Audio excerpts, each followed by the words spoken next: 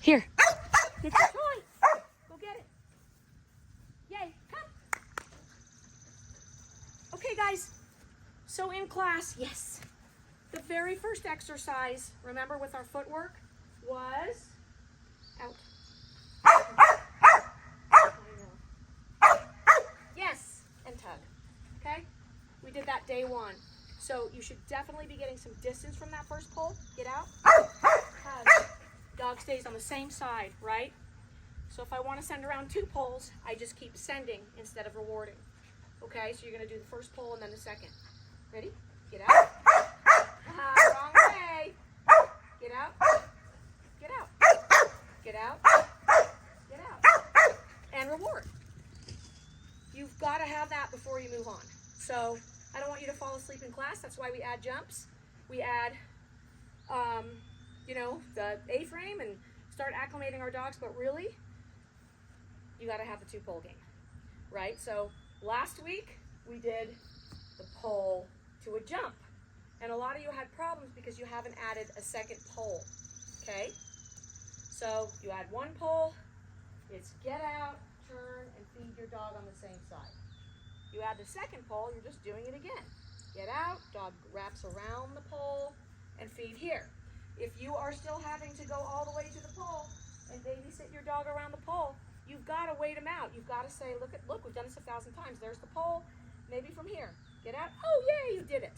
You've got to start creating distance, and that's really what we're going to focus on next week. Splitty, take it.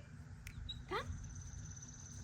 We're also going to talk about lateral pressure and front crossing, okay? So instead of keeping my dog on the same side, I'm going to switch the toy, and I'm going to turn towards my dog. So now she's doing a figure 8. Yes. And as I start to add distance, I don't need to be in between the 2 jumps. Get out. Come here. Get out. Oh. Get out. Get out. Get out. Yes. So instead of being here and sending my dog around, I was, I made like a triangle almost. So I have distance from the poles. So even if you're still working on 1 pole, instead of being right here, you can't do it. You won't be able to do a course. So you've got to say, I'm taking 2 steps back today and I'm going to send around the pole. Yes, and reward right here. Your body turns and you reward because you're getting ready for the next obstacle. And the reason we don't just go past the pole and reward straight is because the dog's not learning anything. We need the dog to wrap around this pole, okay? And I send out here, my dog wraps around that pole. You need to do both sides. Splitty, let me throw her in the pool. You want to go swim? You want to go swim? Here we go, swim. 1, 2, 3, swim! Go, take it. 1, 2, 3, take it.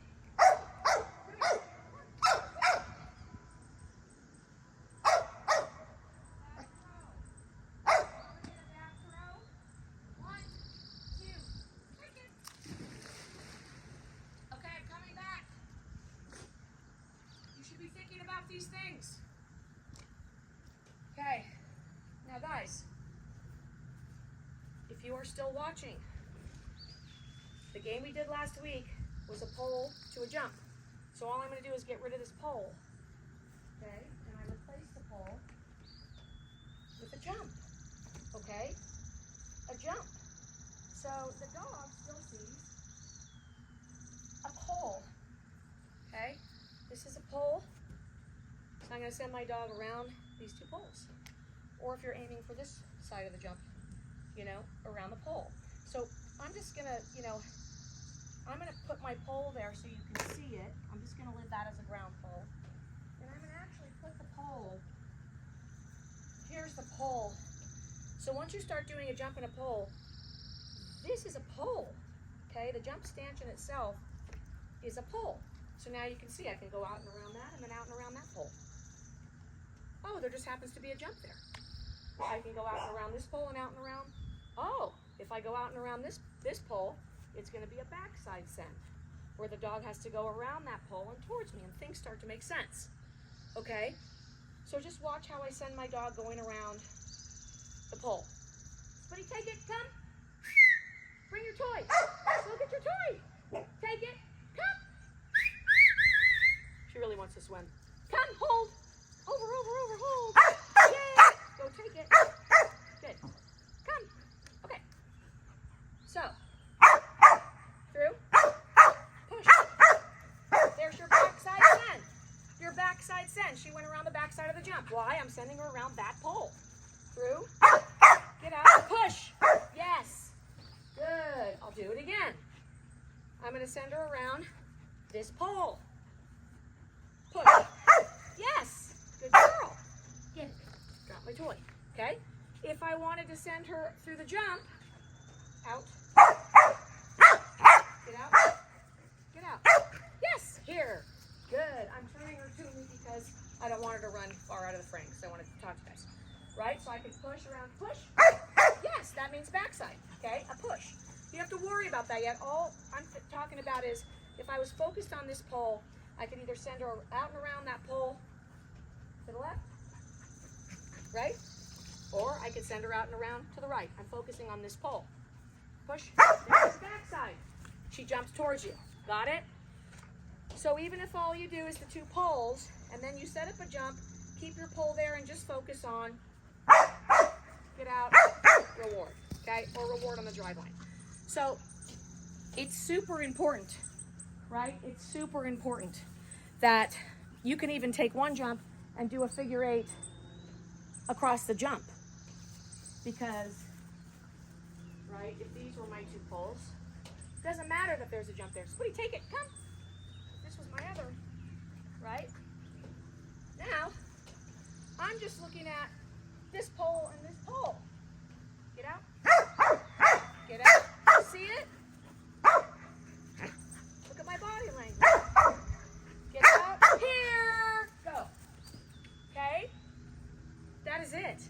And the only thing that gets different is distance, lateral pressure, and adding in the obstacle discrimination, you know, understanding the obstacles. So I can't stress enough, if you don't have this, you need to go back to the first featured videos and watch them all and get that before you move on. Because it's a class and everybody moves at different levels, I'm going to allow you guys to experiment with the tunnel and the A-frame, the pretty safe contacts. You should be working on your stay for your start lines. So when we have the poles, you know, sending your dog out or around a pole will give you a chance to get some distance from your dog and go over the next obstacle. That's why we do around the pole before we send over the jump. So any questions? I posted a little thing, what are your questions today? But the answers are all in the videos and in coming to class and really listening, like what are we doing? What are the exercises and why? And if you don't understand those things, I made a little post today that said, hey, you know, how's it going? Let me know your thoughts, your questions, and everything. So we've got 6 people in class. We've all got different skill sets. We've all got different dogs, but foundation, foundation, foundation. And that's what this first pretty much 12 weeks is going to be about. So just to get you guys excited, you're way ahead of the game. A lot of people do agility for 2 or 3 years and they don't learn how to handle, and they're having to sprint alongside their dog. It may seem more fun in the beginning, but it will come back to shoot you in the foot. It is no fun, okay? You want your dog to run, not you. So questions, and then go back to your 2-pole game. All my equipment is at Sally's house, but that forces me to make little good foundational videos.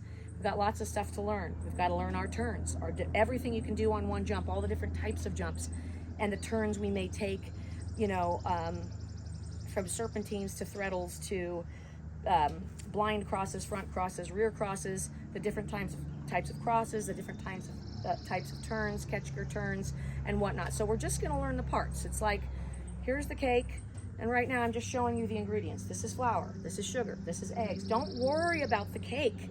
You'll never get the cake. You need all the ingredients first. So I know you've heard that a million times, but we are focusing on the ingredients. If you're missing the flour, you don't have a cake. So if you don't want to do your pole game and you can't do it, you are never going to move on. And that's not there to discourage you, because I don't care if you keep coming to class. I love you. I love you guys. Keep coming and keep trying in class, but like, you have to go home and work on it. If you want to progress, that you can come out and have fun. That's why it's basic. So if you don't want to progress, you're not really focused on that, you don't really care, just keep coming to agility. I think it'll eventually happen, but you have to recognize it and have it in your brain that, oh, this is why we're doing it. Okay, that makes sense. I can't sprint with my dog on, if you have 25, 30 obstacles, right? Or let's just say a 12 obstacle course. There's no way you can keep up with your dog. So you've got to be able to send your dog out without running and having to babysit and touch each obstacle and then run to the next one and babysit your dog on that. You'll die. You know, I'll die. Maybe you won't, but okay, happy training.